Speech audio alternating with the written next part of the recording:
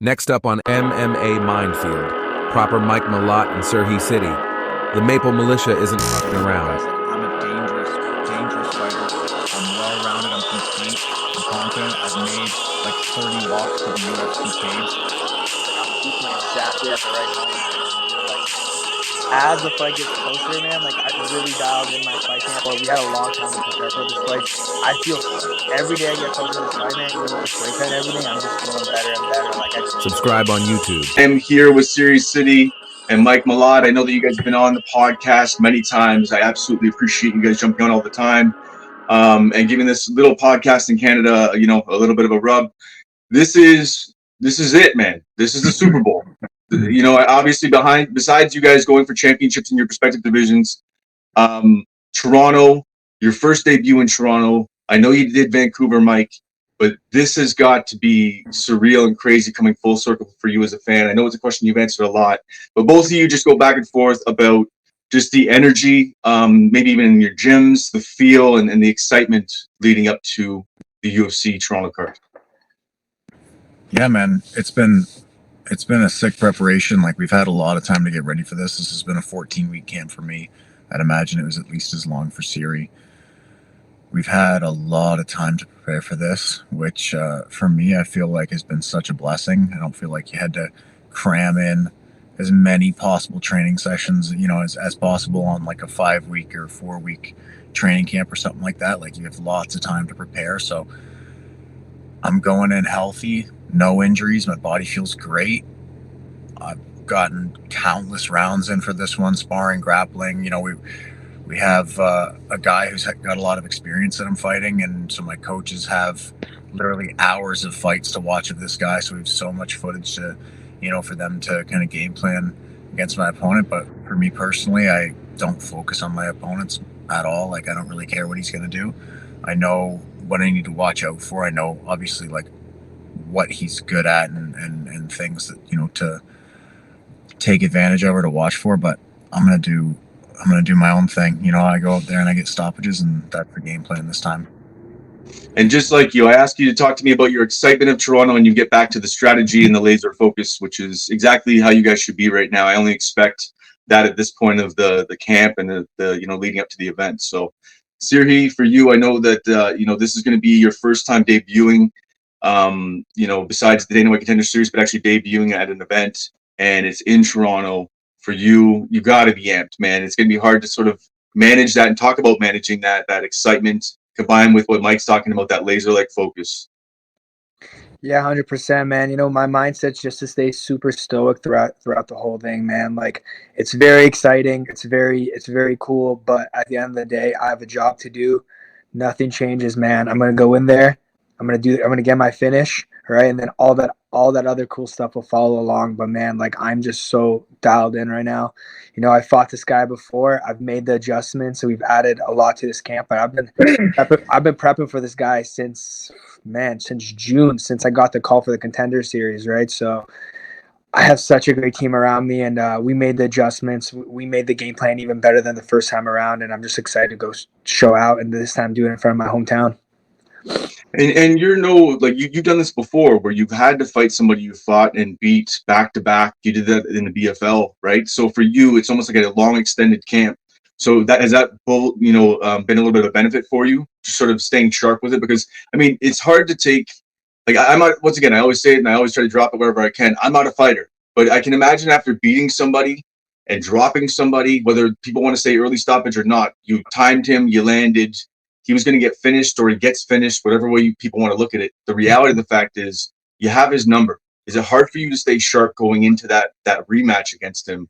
How do you guys sort of game plan that in your head? No, 100%, man. It's not like I know how dangerous this guy is. I know he's a sniper, man, and it has to be a perfect balance of like fear and confidence, man. Like, I'm confident, bro, but I also understand the dangers this guy possesses, man. I'm never taking anybody lightly.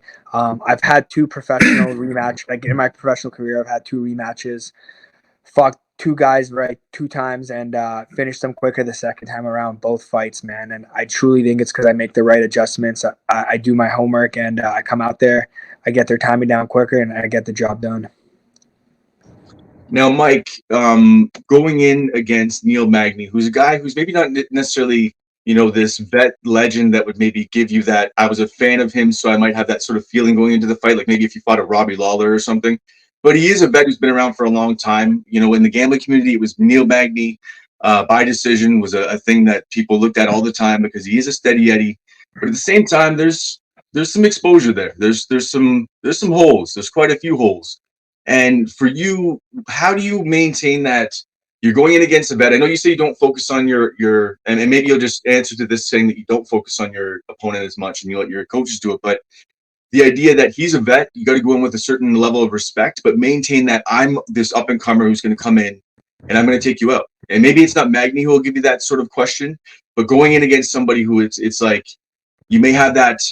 I'm sure you maybe even addressed it, that imposter syndrome, almost that moment where you're like, I'm facing somebody who I used to watch on pay-per-views, and now I'm going in against them. But I'm also this guy here that's going to take your everything. So how do you manage that, or do you even manage that, or even think about that? No, I don't have to deal with that at all. I feel like I'm right where I belong. I know I belong in the top 15. I know I belong at the top of this division. I feel like everything's fallen into place exactly the way that it should. Again, I don't focus on my opponents very much. You talk about like the guy's tough and goes to decisions, whatever. He's going to be, he's tough for some guys to put away. I look at my last 5 fights, right? All my fights at welterweight. First 2 guys, undefeated. They'd never lost fights. I beat both of them. I stopped both of them, and I submitted them. I was the first one to beat them, first one to stop them, first one to submit them. Both in the first round. Next fight, I fight Mickey Gall. Kind of, in some ways, a similar fight to this one, where it's a grappling heavy guy with decent striking, who's a vet, who's come up in the UFC and got a ton more experience than I do, right? And I was making my UFC debut in that one. No one had ever knocked him out on the feet. I knocked him out on the feet. Next fight, Johan Lainez, super tough fighter, never been submitted before, took him down, submitted him in the first round, got out pretty much untouched in that fight. Same with Contender Series. I didn't get hit in my Contender Series fight. Then with my last fight, didn't really get hit in that fight. Guy landed like a couple brushing push kicks, and that's about it. Guy had never been submitted. I dropped him and strangled him in the second round. So you talk about like my opponent, like I don't really care, man, because if you look at what I've done in my last 5 fights, there's no reason to think I should have beaten those first 2 guys because they had never lost. There's no reason to think I knock out Mickey Gall because he'd never been knocked out on the feet. Same with submitting Johan Lainez and Adam Fugit. Like, I don't need these guys to have lost in the same way that I can beat these guys. Like, I'm a dangerous fighter. I'm well-rounded. I'm complete. I'm confident. I've made like 30 walks to the UFC cage. So while this is only my 4th fight for the UFC, this is really like somewhere around my 30th walk to the UFC cage alone. I've done 30 plus fight weeks with the UFC. I've gone to those hotels. I've gotten on the planes. I know the UFC staff. Like, I know what fight day feels like. I know what the weigh-ins feel like. I know the cadence of the week. Like, this is not new to me. So, while this guy has a lot of decision wins and has experience, whatever, like, I don't really give a shit, man. Like, I'm going to put you away. I strangle people. I drop people. I knock people out. I'm well-rounded. I can put this guy away any way I want, and I think I've got this dude covered everywhere. And notice I used the word imposter syndrome and the idea that you're going back to you being a fan versus the fighter and thinking from a fan standpoint, like that kid that was at 129 type thing. And you take it and run with an edge on it and give me a long 2-minute clip of you destroying the world. And that's absolutely what I wanted. So thank you very much. I appreciate that. Thanks, bro. Now, Serhiy, with your fights, I know that your opponent comes in with that boxing style and come and be pretty explosive. You're able to still stay outside that, stay outside the pocket and just sort of land and just, I talked about this and I always say the measured pressure thing and whatever else, but you just have an ability to sort of stay just outside the pocket. If a guy does hit you or touch you, it's very, very, like, it's nothing to it. It's grazing. It's not really anything with that of impact. And then you just land. You have that long range, your length. You just come in and you're able to land, and it's beautiful to watch. Now, I'm going to give you guys my quick breakdown. I just want to see your reactions to it of both your fights. I'm actually going to go out on a limb and say, I like the inside the distance for you, Serhiy, because it's been done before. But I almost think that if he goes to the ground and doesn't go out right away, someone's jumping on a back, someone's jumping on a neck, someone's taking a sub. And I think that Serhiy's going to make a point no matter what. So I that's something that I'm going to be sprinkling myself, but I could see it. I keep seeing a submission. I know obviously you're not going to say, what you guys are looking at, and you sort of let the fight come to you. But for me, you were actually one of my plays of the week. I think, you're undervalued at the cash that you're at. You're like minus 170. I know you guys don't look at that at all, but, I think you should have been much more of a favorite considering you've already finished the guy. So it wasn't much of a question, but more just throwing out the breakdown there for you. Mike, Neil Magny, that guy likes to get subbed. He does like to get subbed. And he leaves his neck out at points, and he also doesn't respond well to big power. He has this sort of awkward sort of fallback thing when he gets hit, and I've talked to you about that before, but we called the sub on the podcast. I think there's going to be a lot of Canadian subs. I think even Jasmine's live for a sub. Priscilla Cachoeira leaves her neck exposed all the time, and while Jasmine's not somebody to hunt it down, I'm definitely excited about that fight, and I think she has an advantageous situation. Talk about the rooms. Has there been new people coming into town that you can even talk about? Talk about the energy, and I can imagine it's only been crazy. I remember what it was like at UFC 129, the rooms and Extreme Couture, Grant Brothers, and how it was. How is it now at your gyms moving into the UFC card? It's been awesome, man. We've got we all train together at Niagara Top Team once or twice a week, and then we've got another gym I train with Serhiy in Burlington Training Center, and just feeling the energy in the rooms, because it's not just the UFC fight coming up. We've got Unified the night before, and we've got a bunch of teammates that are fighting on that card. So there's a lot of intensity in the room. There's a lot of fight energy, and I feel like we all build off of each other's intensity, and we all push each other, because nobody wants to lose a round when you're in fight camp. Everyone's on edge, and everyone's sharp. So we're all helping each other grow. Obviously, I'm a welterweight and series bantamweight, so we don't train together one-on-one very often, but just having that intensity in the room, having that intention in the room, having all the coaches laser focused, or training partners know their rules. Like they're showing up to give us hard rounds, because they know they're like, these guys have to be ready, so I'm not going to be slacking. So they're training hard. Like it's a cool time right now. I love having these group training camps for these fights. We did it in Vancouver. We're doing it this time. Jazz and I did it for the fight in Las Vegas last year when we both got wins. So, so far that's two back-to-back fights where I've been on cards with Canadians where all the Canadians won, right? Jazz and I won on the first one, and then all the Canadians won on the next one. I don't see why it would be any different next weekend. Serhiy? Yeah, 100%. Like that intensity in the room, man. Like I remember last Saturday showing up to sparring, and had a couple guys that also have fights coming up, man. And like, bro, I started prepping for that the night before, man. I got in my plunge, I got in my sauna, I did my visualization, I went to bed early, I woke up, like I did all my routines, man. Like, and I love it, man, because the push I got last week, man, like the hard rounds I got, man, that gives me the confidence. That definitely gives me the confidence that, like, I'm ready for whatever is going to happen on that day.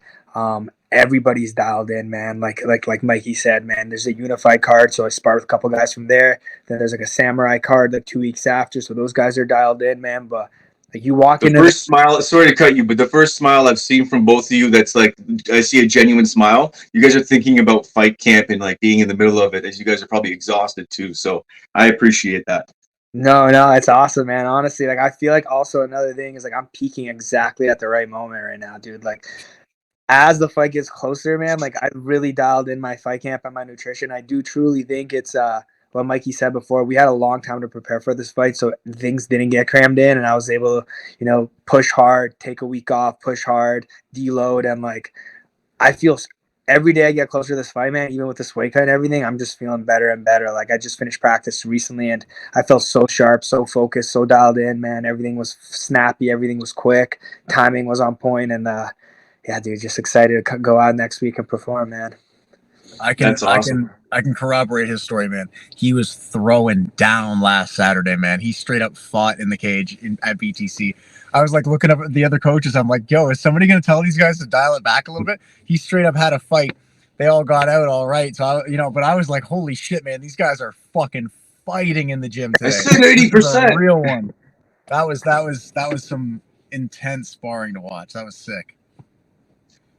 But the intensity, it's got to be so valuable. And I know that, Mike, you just mentioned when the UFC comes to a town, I can only imagine the gyms just sort of level up so much. Like we have Dana White Contender Series, or sorry, Dana White looking for a fight coming to Unified the night before. There's so many, like Powell's got a shot. There's so many people that have big fights coming up. We got Gino's coming up in February, sorry.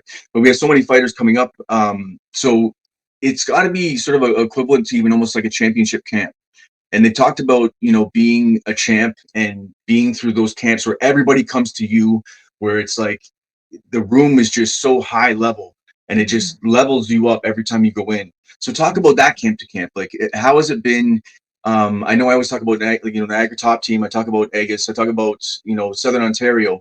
But talk about how the camps are just leveling up more and more with each camp. With Serhiy going to be being in the UFC, it levels up his camps. It levels up everybody's camps, and talk about that itself.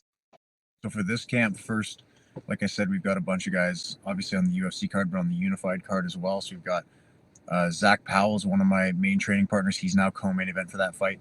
Pat Pitlick is one of my main training partners as well. He's on that card. Dorian is on that card.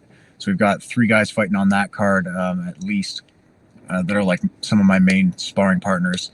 And then my other, obviously, main sparring partner is like Aaron Jeffrey, who's supposed to basically fight for a middleweight, the Bellator middleweight title next. They better give him that. Dude, they better give him that. So it's elite level guys getting ready for fights, and another guy who's going to be probably getting ready for a world title fight. Like, this is the quality of the room right now. We've got very high level guys.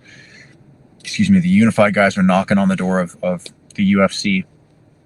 There's Dana White's looking for a fight, so there's a very realistic chance that Pat Pitlick, Zach Powell, or both get signed to the UFC the night before I fight. Like, there's some really high-level guys fighting in this area.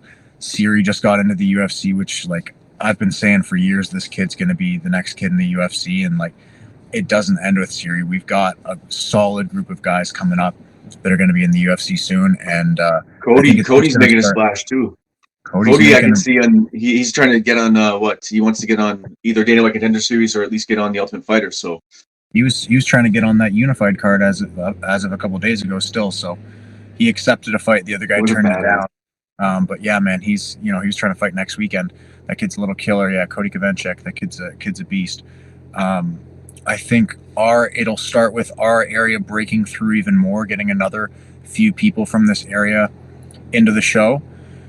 And then from there, I think more people are going to move out. So we just had one of my main training partners, Keenan Keller, moved out. I've trained with him a lot for this fight. He's a middleweight, long, tall. He's 6'5", like 78.5-inch reach. Like, guy's a mutant, right? Like, guy's long as hell.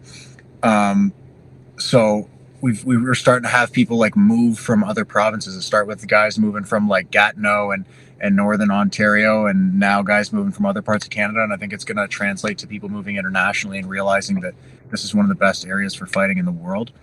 And I think guys are going to start coming. Like, I think it's just going to build itself and snowball, where it's like our guys get the recognition they deserve, so people from elsewhere come, which brings even more recognition. Once they make it, then more guys in this area, and it just like snowballs.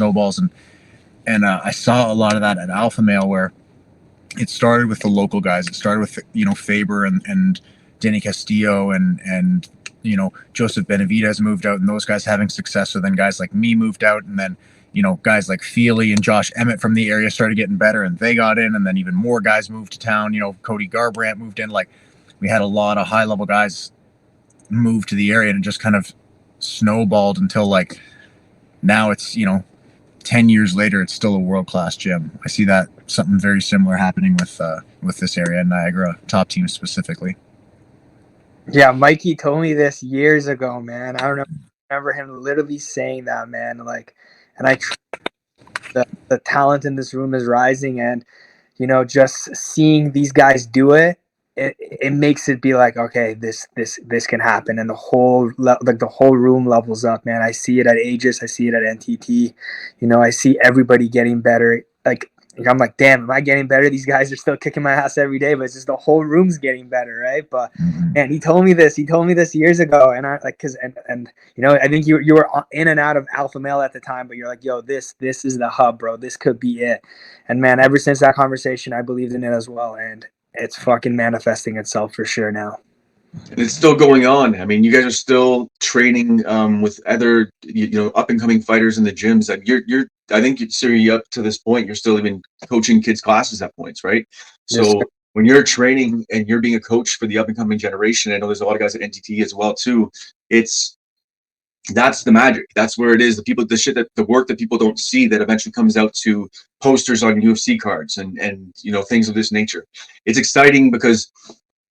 Excuse me for 1 second. It's exciting because, you guys see the reels that I put out, the videos I put out. I've been around since MMA Day when we went and marched on Queen's Park to get it legalized in Ontario. I went to MMA The Reckoning. I've been around for a long time and seen this sort of start. And although I wasn't a fighter and been a part of it, I got to sort of look at it from a scope and watch the work of some of these guys that have built gyms and built communities, and then you guys have been the result. And it's levels and levels and generations later that this has now become a hub. And Mike, it's like you're saying, everybody's going to want to come train here now.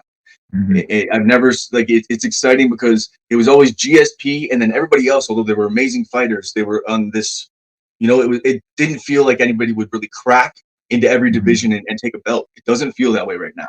I feel like there's a movement that's going to happen where you're going to see Canadian champions. And it's absolutely exciting as a fan. Obviously, I'm a hardcore fan, but for me, it's pretty fun to see. So I know you guys are laser focused, but with the week coming up, who is a fighter that you hope to maybe run into? I know that it's not, your focus is on the fight and everything else, but somebody who maybe you haven't seen. Mike, I know you've met a lot of the fighters. Maybe this is more for Serhiy, but someone that you wouldn't mind even sort of chopping it up with for a minute or seeing backstage or whatever. You go for it, Serhiy, because I could care less. Yeah, I could care less, man, to be honest. Fair enough. Oh, but bro, I want to see Sean Strickland in real life, bro. I want to see how he moves. Fair enough. Yeah, but yeah, honestly, man, it doesn't matter to me at all. But I think he's an entertaining guy. So if I have to answer that question, and there's one guy, it'd be Sean Strickland for sure. Mike, you may be in for a interesting. Well, it all depends on how they do the press conference. Serhiy, you may be up there as well too. But with Sean Strickland in the press conference in Toronto, it is just. I think they did this on purpose. It's like gasoline on the fire. Every topic, every wokeism. We know what the Canadian media is like. This is going to be absolutely crazy. So it's going to be interesting to watch. I don't want to hold you guys up any longer. I've already taken a bunch of your time. I really appreciate it. I'm excited for this one, man. We've broken everything down. Like I said, Serhiy, you're one of our money line picks of the week.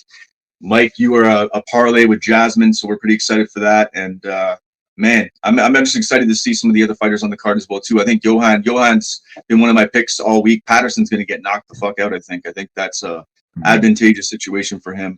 But anyways, I will leave it there. MMA Mindfield. Thank you very much, Serhiy Sidey. Go in and just do what you did before, times 10. Put an exclamation mark on it. Stop the referee. Don't even let him stand in, and just drop him and tell everybody to fuck off at the end. But really appreciate both of your time, Mike. Just go in there and keep the path, man. Love it. Yes, sir. Thank you. Thanks for having us on. All right, guys. Cheers. Thank you very much for your time.